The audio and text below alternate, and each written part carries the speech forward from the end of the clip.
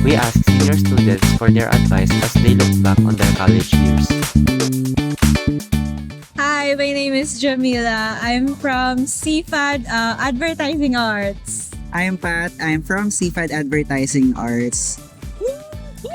I'm Cal from Fine Arts and Advertising.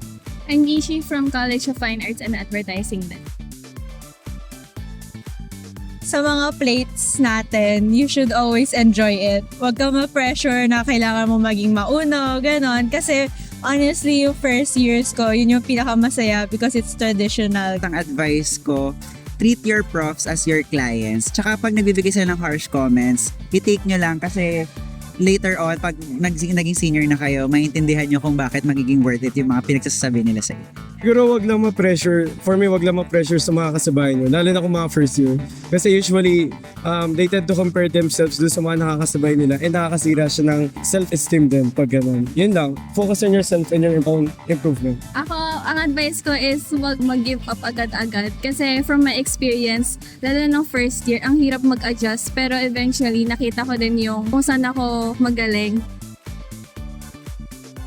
Sana oo ako ng oo sa mga experiences in college. At hindi ako yung parang, hala, may plate pa ako, mamaya, wag muna. Dapat umaula ako. Kasi minsan lang naman talaga yun. Ako din, as a grade conscious person, sana mas nag-go din ako sa mga experiences, sa mga gala with friends. Tsaka i-take time nyo yung makipag-mingle sa maraming tao kasi mag-benefit yan sa inyo sa future, sa mga careers mo. Sana inisip ko before pumasok ng college and lalo na sa first year, is iba-iba tayo ng standards and ng art style pagdating sa paggagawa. Lalo na kasi advertising arts nga. Hindi lahat dapat alam mo. Siyempre, nasa college ko nga. So, ito yung time para matuto tayo.